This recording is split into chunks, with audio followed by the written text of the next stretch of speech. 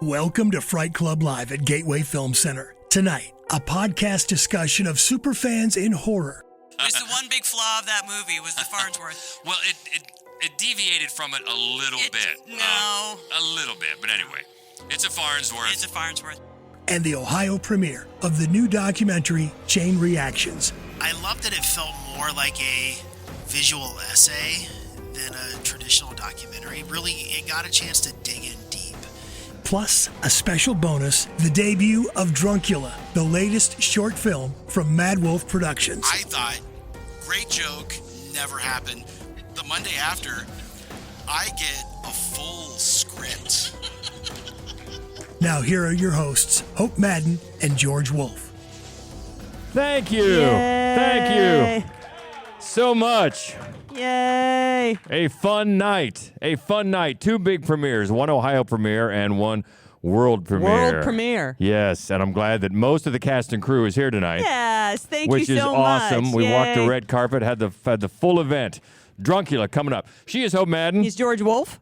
And we're from madwolf.com, back here at our home away from home, Gateway Film Center, for Fright Club Live. And last time Fright Club podcast, we did one with our friend of the show, Naomi Grossman. That's right. From most recently, the new movie Him. That's right. She was also she was Emmy nominated for her role in American Horror Story. American Horror Story. Thank you. Yeah, she's fun. She played Pepper. And she's really got a memorable part in Him. She does. Really yeah, does. She really does. cool. Whether you like the movie or not, she was quite interesting. I know, it's in a little bit polarizing, Yeah. but there's definitely things to like about it. And she's a lot of fun. So thank you for that. Always appreciate the special guests. And if you haven't, unfortunately, if you haven't figured out by now, we had been talking about the 40th anniversary screening of Reanimator that was coming to town. That has been canceled. Unfortunately, I know. We are bummed as well. We are bummed as because well. we had Jeffrey Combs set up to be on the podcast and the whole bit. So unfortunately, that's not going to happen. I don't know the details, but we carry on tonight with the debut of Chain Reactions. And as you know, if you've been coming to Fright Club for a while, usually we don't do the new movies, but once in a while, the great folks at Gateway call us up with a great opportunity like tonight. Yeah, and I got to see this movie a few weeks ago, because, I read the description of it, and it's like 5 of the coolest people in the whole world nerding out about how awesome Texas Chainsaw Massacre was. I'm like, yes, please. And I clapped many times and was full of glee and cackled like a child the whole time. So I'm hoping that you all love it as much as I did, because I really enjoyed this movie. And we had been talking about, a couple people have asked if we'd done documentaries on Fright Club before. And I'm pretty sure we have. Because I know we have. I just can't remember what we showed. Yeah. I know we've talked about that as a subject, documentaries in horror. And I think we did a live one. So anybody that has been coming for a while, if you remember what documentary we did. Seth, not to put Seth, you on the spot. We're looking at you. But I'm pretty sure we did one. But anyway, we're doing one tonight with a great subject, the Texas Chainsaw Massacre and people. And I haven't seen it all the way through like you have, but I've kind of skimmed through it, and it's great to see the different perspectives that these different people bring to it. Yes. The things that they zero in on. Yeah. And I also love one of the things that, and we can talk about it after the movie, what they have in common. Like, there's this one thing that each of the people, or most of them, like one common concern they share, which I think is maybe specific only to like the hardcore Texas Chainsaw Massacre fans, and I just want to see how many of you pick up the same thing, because I thought it was really almost endearing. Yeah, because as always, we want you to come down afterwards. Yes. And get your thoughts to get on the podcast. So, we also, Yeah. before we forget, we Yeah. want to thank Ginger Nuts of Horror, our lovely partners, Ginger Nuts of Horror, this great website that talks about, they have a lot of great interviews. They have a lot of really great book reviews. I always go to them when I'm looking to get a new book. I know they have a review of the new Haley Piper book. I love Haley Piper.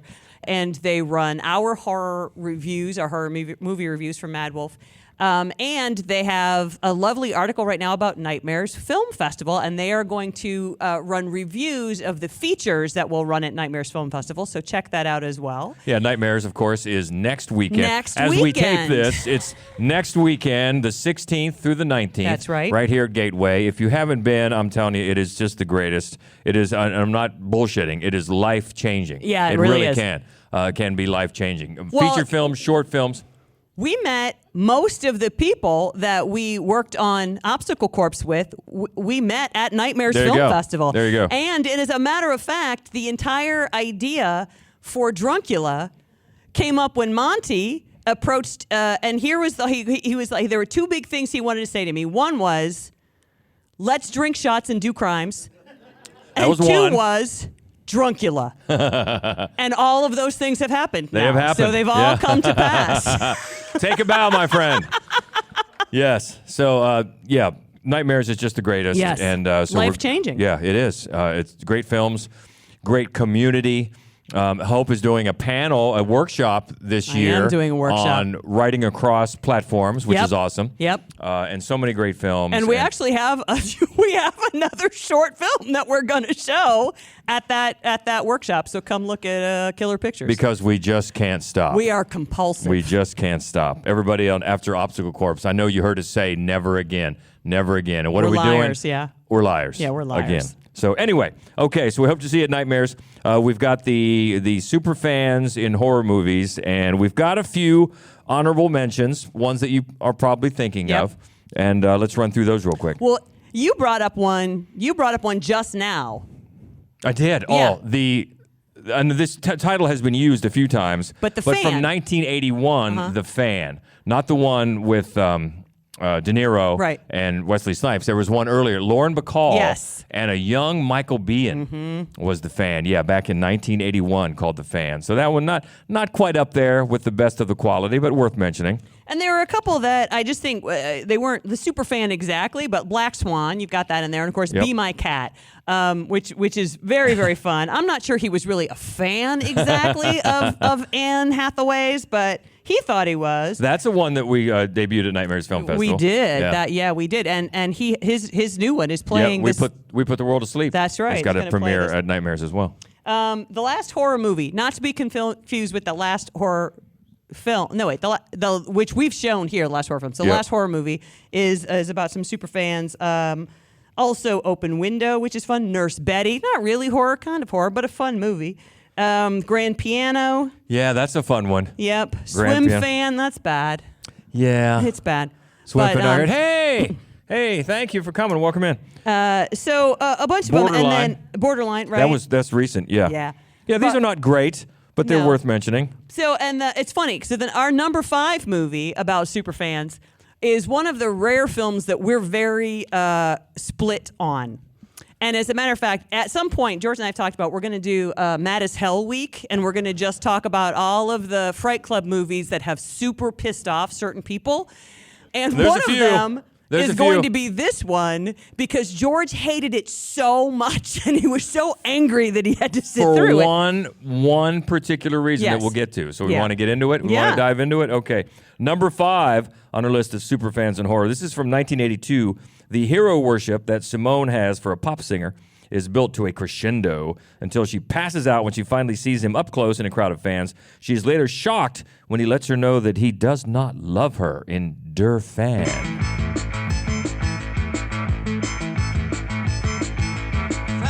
Fanatisch. Ik heb dat systematisch. Fanatisch. Und tanzen automatisch.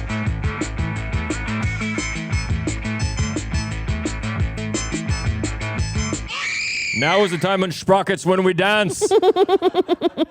And that is why I can't stand that. That music probably is second only to country. I cannot stand that type of music.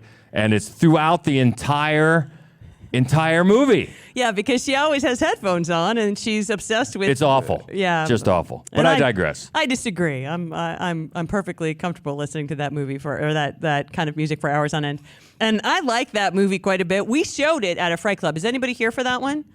All right. Yes. Yeah. And Damn right you were. That's right. And and it's just, it's such a fun movie because you don't know where it's going and you really feel like, oh, this poor girl. And then all of a sudden, and it's like I hate to give a spoiler because I know how few people have seen this movie, but it came out in 1982. So that's really on you. She eats him.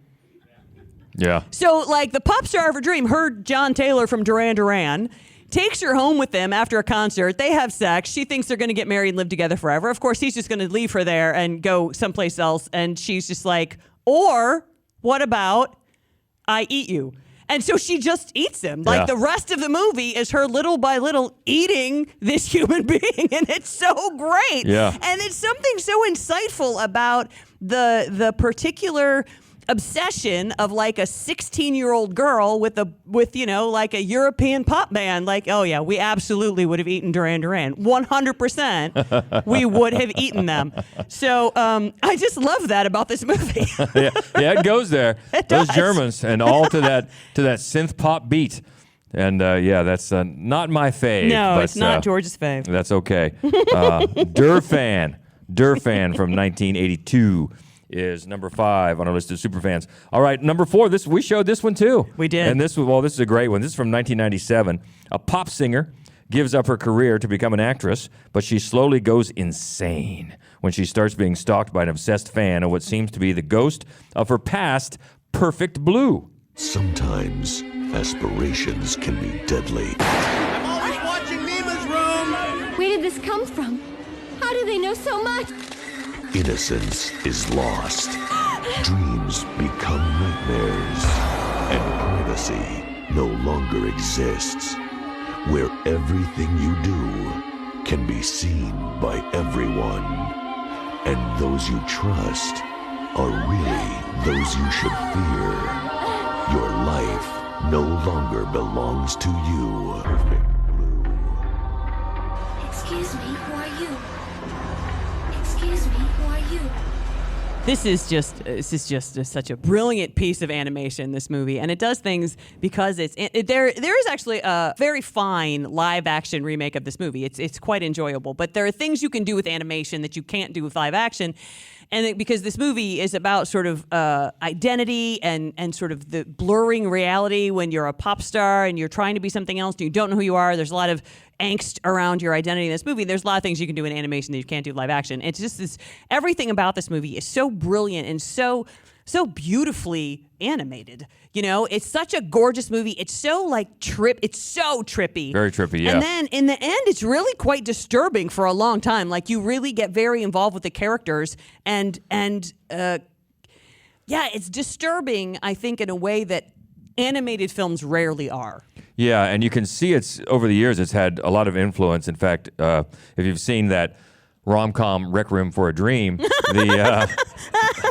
the bathtub scene is straight out of this movie. Yeah, oh my God, Completely yes. out of this movie. Yeah. So Aronofsky definitely, and also Black Swan. You can see a lot of Black Swan. Tons. Yeah. In this movie. So Aronofsky again. Yeah, he really likes this movie. Yeah, he really does, and you can see why. I mean, especially for an animated movie. The director is Satoshi Kon. Yeah. And actually, it's based on an original story called Perfect Blue: Complete Metamorphosis. But the director was allowed to deviate. All it had to do was keep the story between an idol and a stalker, and he had free reign, pretty much, to do anything that he wanted. And it's striking. It really is. It really is, and it's a great. It's just a great comment on, objectivity, subjectivity, about the male gaze, about how that influences your identity. And I think that there are a lot of films, like The Substance, for example. There are a lot of films that have addressed that, but in much more recent times. It was 1997, and I think it was really, in many, many ways, ahead of its time. And it's got cool little touches because obviously it's animated, so you can make it as perfect as you want to. Yes. But the choreography of the dancers is not really that good. No. I mean, they could have made it perfect, but they didn't. No. You're like, that's interesting. Yeah. Yeah. It's really enjoyable. I mean, I think when we showed it, I hadn't seen it all the way through, or at least not in years. And really enjoyed it. And actually, I don't know if the live action one is not nearly as famous as it, but it's much more of a horror movie. There's a lot more gore, and I liked it very. I mean, obvious. I sound like a ghoul, don't I? You know. Anyway, I really liked it because it does go places that the animated film couldn't or would not have gone. And so, because you have to do something different when you're remaking something that is so beloved. So they're both really quite worth watching. And it's got a funny timestamp being from 1997 when the main character is taught how to use the internet. The browser is Netscape Navigator. So go home and fire up your Netscape Navigator, and you're right back in 1997. So that is number 4 on our list of superfans in horror. All right, moving up to number 3. This is a little more of a classic from 1971, The Life of a Disc Jockey. What? is turned upside down after a romantic encounter with an obsessed fan and Play Misty for Me. This is Dave Garver with a little verse, a little talk, and 5 hours of music to be very, very nice to each other by. Play Misty for me. The most terrifying words you'll ever hear. Play Misty for me. The screen's most frightening plunge into terror. Just hope we're lucky enough to grab her the next time she tries it. Tries what? To kill you. The next scream you hear will be your own.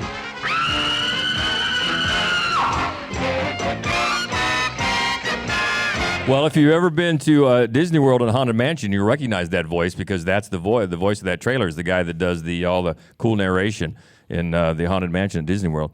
But yeah, Play Misty for Me. Clint Eastwood's directorial debut, and a damn good one. It was. Yeah, it was. And I have older siblings, and I have a sister, my older sister Julianne, who loved Clint Eastwood, loved this movie, and blamed it for this turning point in hideous hairstyles in the 1970s. She was just like, everybody had that hideous shag haircut all of a sudden. And I remember thinking like, oh, I'm glad I didn't have to be here for that.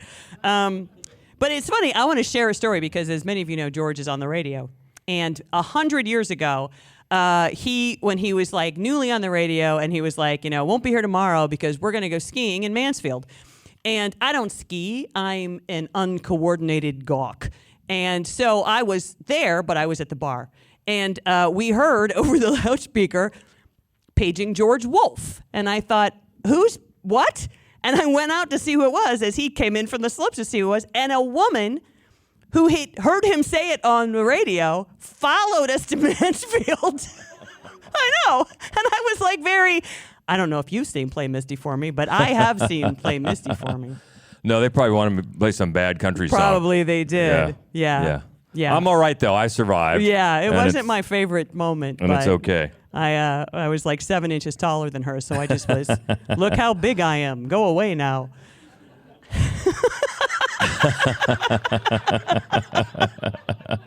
And over the years, of course, for this movie, you can see a lot of the same, stalker, superfan themes come up in movies like Fatal Attraction. Oh, yeah. Even Swim Fan, which we just talked about a little bit. Kind of many of the same beats. Mm-hmm. But this one, I'll tell you what, it's really sets the mood, the timestamp, and is pretty creepy. And of course, Jessica Walter plays oh my God. Yeah. She's great. She's great. She's so good in this movie. She's so good in everything she's ever done. She is and the thing, I think that really, really sharp comic actors are excellent in thrillers and horror movies. Mm-hmm. It's like there's something very similar about those genres because they're entirely about building tension and then punctuating it either with a scare or with a laugh. Yep. And she's one of the greatest comic actors ever, and she's just so good in this movie. She is. And speaking of voices, Gene Shepard, who was the voice that narrates A Christmas Story, has claimed that this movie was based on a real-life incident because he was a disc jockey. Okay. And he was stalked by a female fan, which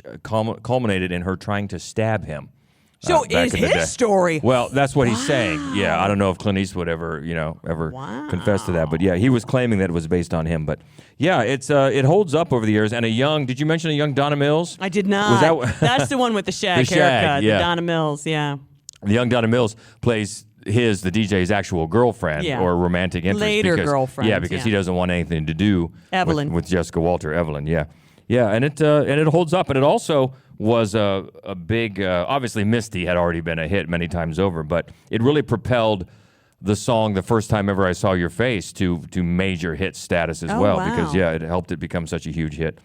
So that was used in this movie as well. The classic from 1971. So Clint was on an easy listening station. He was, yeah. Of course, he loves that jazz. He does. He loves love that Quiet jazz. Storm from 1971. Play Misty for me, number 3. All right, well, number 2, this is the movie we're going to see tonight, and we're excited. The Texas Chainsaw Massacre's impact on 5 artists: Patton Oswalt, Takashi Miike, Alexandra Heller-Nichols, Stephen King, and Karen Kusama through interviews, outtakes, exploring how it shaped their art, psyche, from childhood trauma, chain reactions. My first viewing of Texas Chainsaw Massacre happened on my friend's ancient early 80s VCR.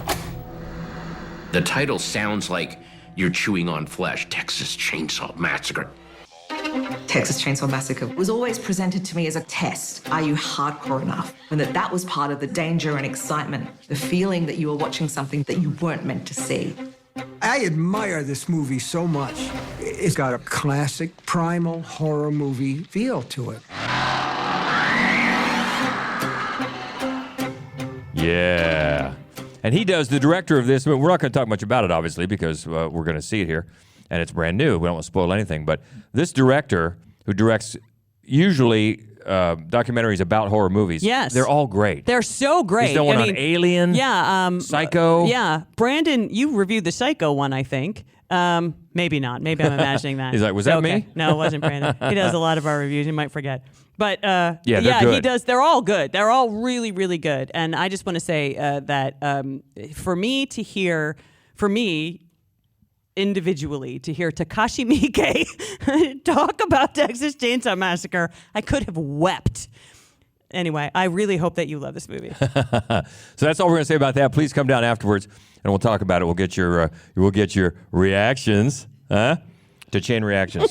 So we'll play that here in just a little bit. Okay, moving up to number one. You could probably guess, from 1990, after a famous author is rescued from a car crash by a fan of his novels, he comes to realize that the care he is receiving is only the beginning of a nightmare of captivity and abuse. It's the first movie that we saw together as a couple. It's Misery. Guess it was kind of a miracle you finding me. In a way, I was following you. Seeing as how I'm your #1 fan and all, I've read everything of yours. You're very kind. I noticed in your case there's a new Paul Sheldon book. You want to read it? You'll never realize what a rare treat you've given me. You dirty bird. Misery Chastain cannot be dead. Misery Spirit is still alive. You murdered her!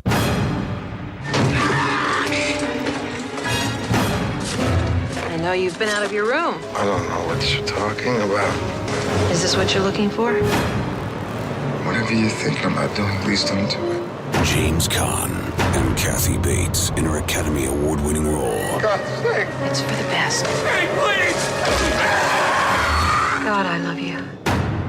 Misery. Yeah, our first movie. Well, actually, were we even a couple then, or we were just dating? No, I think it was really early. Really early, yeah. Yeah, it was really early. But it set the stage for a lot of what was to come. Yeah. Yeah. It was, yeah. Yeah, it's great. We've talked about this for many times for obvious reasons. Mm-hmm. There's so much to dig into. But yeah, a super fan. It's hard to beat this one. Yeah. And the Oscar-winning performance right. of Kathy Bates. Who's just magnificent She in is, all my things. God. I mean, Yes. she's so great in this movie. So great. She's so terrifying and sort of sad at the same time, but she's so genuinely terrifying. And the thing is, it's James Caan. I know, yeah. You know, you're like, he's not afraid. Oh, he's so afraid of her. You should be afraid of her, James. Yeah, it was perfect casting, this movie. Yeah. And then it's funny because you have a little bit of a thread back to that movie we talked about earlier, because Lauren Bacall is in this movie for a few minutes. Yes, she is. Yep. Yeah, it's sort of on the same territory. But yeah, there's so much to like about this movie. I mean, right away, not only is he trapped in there, but the weather outside gives it another reason why he's trapped, and then it adds some tension because if the snow is going to melt, it's going to reveal his car. Yep. And as things get more desperate as the calendar starts turning. Yeah, there's a lot of tension. This is Rob Reiner. Yeah. Right? Yeah. Just another one of his very best directorial efforts, I think. Oh, for sure. And it's one of the best Stephen King adaptations. Oh, I think, for sure. And holds up over the years. And it's funny. It didn't occur to me until this trailer how much Shining is in this movie. It's a writer in a really bad situation, trapped in the snow. He's on a real typewriter this time, but I think Jimmy Caan had it worse, if I'm honest. Yeah, he did not have a good time. No, not at all. Even though they did change that from the book, because if you've read the book, they actually cut off his foot. Yeah. Honestly, I think, especially for the way it was shot. Oh, my God, yes. This is so much more effective. Oh. It's so much more horrifying. Oh, my God. And then when she then circles the bed, almost over, you're like, oh, she's going to do the other one. Oh, my God. Yeah, it's really, really good. And it's then she really says, horrifying. I love you. Oh, man. yeah. That's great. One of the things I found interesting when I was reading up on this a little bit, the cast and crew, there's a scene where Paul, James Caan, picks the bedroom door lock and rolls himself out of the house to look for possible escape options. Right. And the cast and crew were so excited, said they only moved like 4 feet, but they were shooting something other than that bedroom. And I thought about, that's probably right. Yeah, they probably shot that bedroom so forever. Oh, we got to shoot outside. They were so bored. Yeah, but this is so good as far as that the super fan. And then Richard Farnsworth. I was wondering if you're going to bring up Richard Farnsworth. He's so great in this movie. He really is. But there's sort of a trope that horror movies have sometimes developed, and we'll just lean over. Is this going to be a Farnsworth? When we said it, we said it for Bring Her Back. We did. We're like, it's such a good movie. And then there's this really nice social worker, and we're like, oh God, is this a Farnsworth? And we were right. It was the one big flaw of that movie was the Farnsworth. Well, it deviated from it a little bit. No, a little bit. But anyway, it's a Farnsworth. It's a Farnsworth. But everybody sees Straight Story. Yeah. Oh, yeah. All right, we're up against the clock here. So, okay, that is number one. Obviously, super fans in horror. It is Misery. Let's talk a little bit about Druncula. Well, you know what? Really quickly, we want to let you know, come back next month. You're going to love this movie. It is incredibly creepy. It's called I'm Not Scared. We're going to talk about kidnappings in horror movies. It's a great, great, great movie. We talked about it. Remember the Down in the Pit episode? We talked about this movie then because there's a pit. And this is a great movie. Come back. It's also gorgeous. So come back out for that. I've been trying for several years to get this movie, and I'm very excited we have it. So I didn't want to forget that before we went to Druncula. There you go. Man. Yeah, this has turned out to be our favorite. We've said it many times just to ourselves and to a lot of you. Yeah. It's the favorite short film that we've done up to now. We're really, really proud of it. Really proud of it. Really grateful to so many people here in the audience that helped us do it. And especially, well, as you'll see, once you see it, the score is so good. It's so good. We're so grateful to Nathan, who made the trip from New York. Yeah. Just wait. Wait. Oh, my God. The score is so amazing. And it's also so good. to Michael Anthony Carroll. And it's so funny because it was at a Fright Club. He came down and pitched this idea to us that the intertitle screens, because he's a cartoonist and artist and very, very talented. And he was like, and we were like, fuck yeah. So anyway, keep an eye out for those. Super, super, super great. The cast and crew, Monty and Megan, who couldn't be here, who came up with the idea. And one of the things we were talking about earlier is that this is the most collaborative effort that we've ever. I mean, many people were involved in the story of it and in the writing of it. We directed it together. We had this. We had Alberto. We got to work with Alberto again, which we had not for a long time, and that was really, really awesome. Tim Baldwin did the editing. Tim's He's magnificent. So fun to work with. We worked with a lot. I mean, you'll recognize these faces. I guarantee you that. Sitting next to you, probably. That's right. And I don't know if you've been to Burns Pub. We have. And so we're grateful to them because we just took over their building and their parking lot. And a friend of ours peed right there in the parking lot. Jesus. No, it was super fun. It really we love was. It, and we hope you love it too. It turned out great. Thank you for coming to see it. The world premiere here at Gateway Film Center. So enjoy that, and then we'll go right into Chain Reactions, and hopefully enjoy that, and then come down.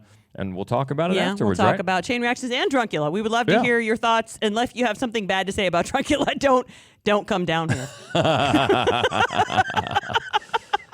And we should mention, it was so cool. Last night, we stumbled into, almost really by accident, there was a live stream. A live stream on Blue Sky. This group was watching Obstacle Corps, our feature film. And then posting and as they watched it. commenting on it as they watched it. And it was amazing. It was great. It was. Most of the comments were positive. Yep. There were a couple of assholes, but it was so cool to get in on that. And that was so fun. It was really fun, and it was fun. Early in the thread, they had this hashtag Team Ezra, and I'm like, damn, everybody loves Ezra. Yeah. It's still available to stream, by the way. That's right. For your spooky season needs. Okay, so Druncula and then Chain Reactions, and then we'll talk more. So thanks for coming out. Thank you. Please enjoy the movies, and we'll talk in a few. Thank you so much. I think in the Patton Oswalt part, when he was showing that top-load VCR, I swear to you, when I was first working in the AV room in high school, that's the VCR we had, and we watched Scared Straight over and over again on that VCR top loader. No, that's fascinating. Yeah. All those people were so insightful. Yeah. About the film, and you can tell their love for it and their appreciation for it, and how it's so interesting to find the different little things they focus on. Some are the same. Yeah. But then just the different little things that people, not the nipple and the Silence of the Lambs, that was funny, but just little things about art and the things that move different people is fascinating. I loved that they were all really concerned for Leatherface. Yeah. Because people were breaking into his house. Yeah. Like, I love that was a preoccupation they had. They were like, because it's true. He was just like, oh my God, what's going on now? Right. And I love that. I just loved that these people that I respect and think the world of are like this fixated on the same movie that I am, and it was just really, really fun. And also, just the fact that also Silence of the Lambs and Nosferatu and Takashi Miike are in a movie about Texas Chainsaw Massacre. I'm like, this it's is like a you. big mash note to me. If only Duran would have done the score. Oh my God, if only. Hey, if anybody have thoughts, come on down. Or if you have thoughts about Druncula. What? Well, first off, congratulations on Druncula. Thank you. Love the silent movie motif. Everyone was so expressive. Congrats to Monty and Derek and Katie. Great job there with your acting skills. That's wonderful. Loved it. But as far as the movie goes, I love that it felt more like a visual essay than a traditional documentary. Really, it got a chance to dig in deep. Yeah. And, so many, movies about movies are surface level. It's all about just like, let's get the clips going. And this was really allowed the contributors to, because it was just singled down to 5, to really dig in deep what their personal experiences were, but they have expertise. So you know that Stephen King knows what the hell he's talking about. You know what Patton Oswalt knows what he's talking about. You know what Karen Kuzma knows what she's talking about. So I really love the fact that you got to really dig in deep with these 5 contributors, and it wasn't just 30 seconds here or 10 seconds there, that it was like lengthy.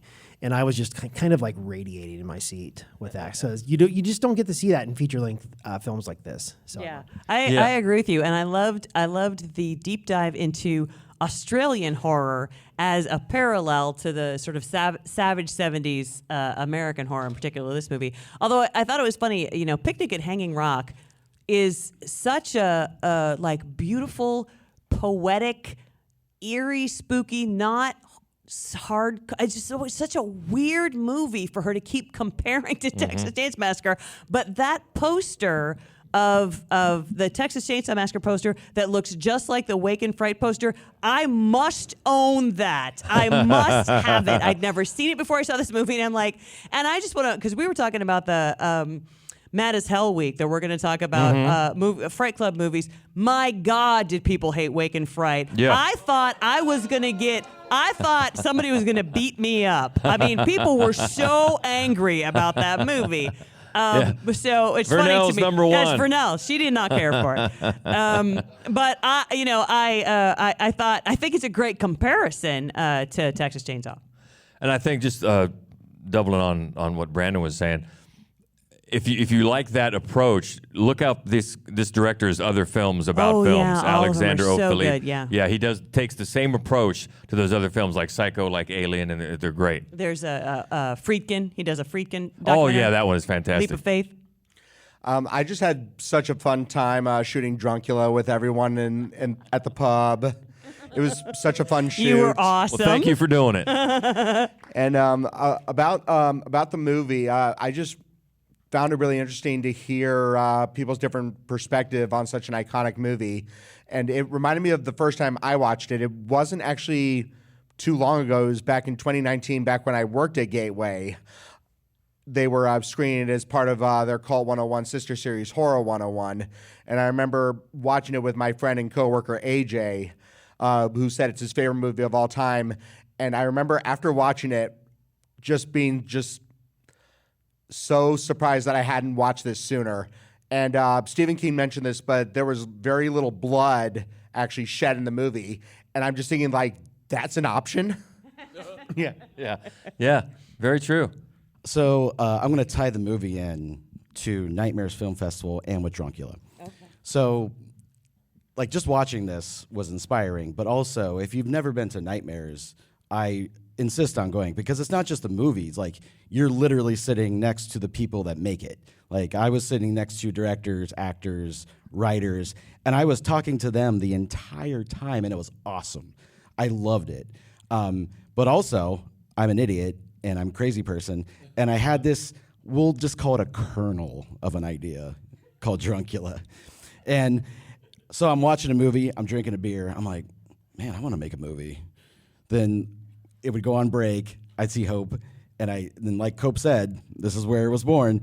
I'd be like, Hope, we need to drink shots and do crimes, number one. Number two, we need to make a movie called Druncula. And I remember, so every movie we watch, we come out and we kind of bounce ideas off of each other. But then by the end of the night, we both kind of look like Druncula.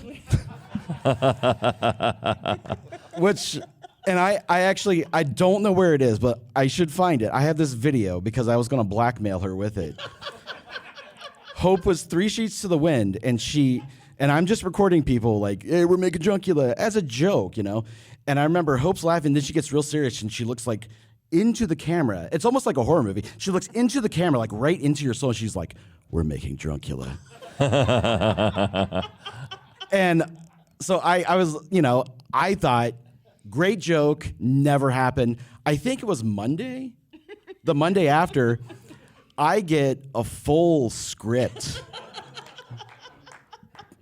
by Hope, which is, it was basically the movie. I mean, the movie, like the final cut, added a little bit more thing, but it was basically, like, she wrote that in like a day and sent it to me. I'm like, holy crap. Like, she was actually taking this seriously. Yes. But just to be there from the beginning and to be there on set and shooting, and then to see like the final, like, you know, production, it was so awesome.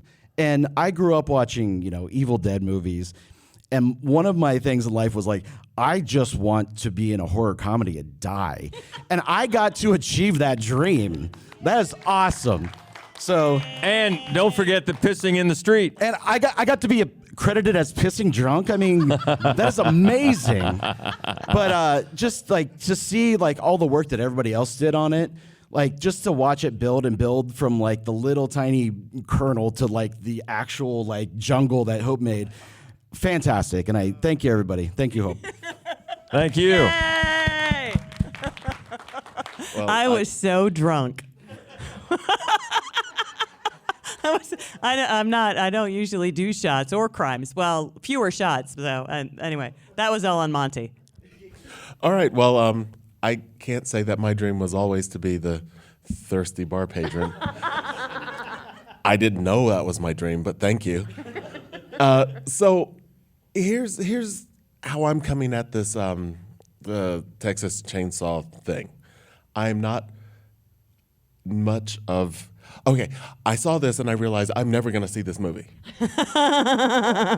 Truth, don't care who tells it.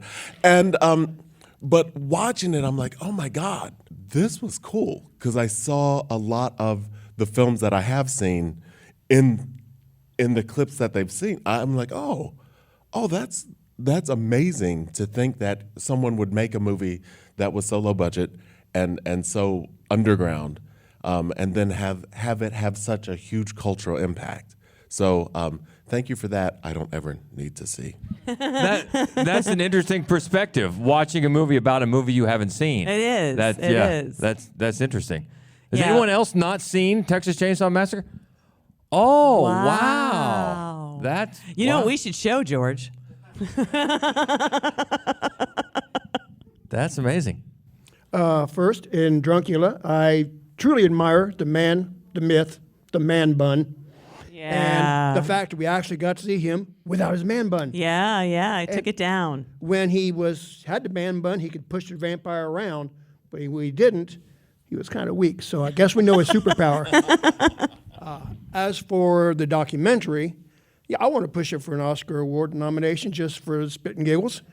How many movies in the audience have we seen that were shown at a Fright Club that were mentioned? Yeah, a lot want of them. rough estimate from you guys.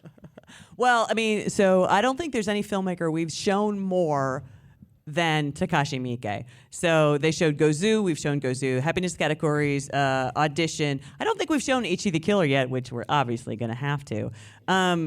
So we've all of those, and yeah, Wake and Fright. Yeah, a lot. A lot. And you know, it's funny when they showed, they show the part of Midsommar where they're wearing someone's face. And my two favorite movies, as many of you may know, are Texas Chainsaw Massacre and Silence of the Lambs. And when we were plotting out the kill scenes for Obstacle Corps, David Greathouse, who was doing our blood effects, said, "You like movies where someone wears someone else's face. We should do that in your movie." I'm like, yes, these are two excellent sentences. That's really true. But it is. It's a remarkably influential movie. Oh my God, yes. And this was a fascinating look inside it. Yeah, from five, uniquely different personalities, but found their little ways to dig into it. So thank you for coming out and Thank you so much. for indulging us with Druncula and for appreciating Druncula. Yes. Thanks for all of you who participated in Druncula. Yes. Yay. Yes. In the midst of, we filmed it in April and now showing it in October. So boom, boom. And almost a year since its idea was born. That's right. From Monty's story. Yeah. So thank you so much. We're going to have this edited down here in just a few days. Made into convenient podcast form. Found on all the usual outlets. And, of course, you can find all our stuff, madwolf.com, the main website, Mad Wolf Columbus on all the socials.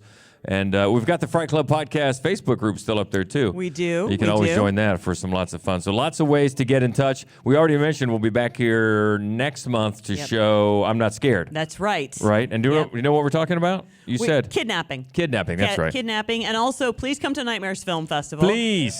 Please. And please come to my workshop so there's at least this many people there.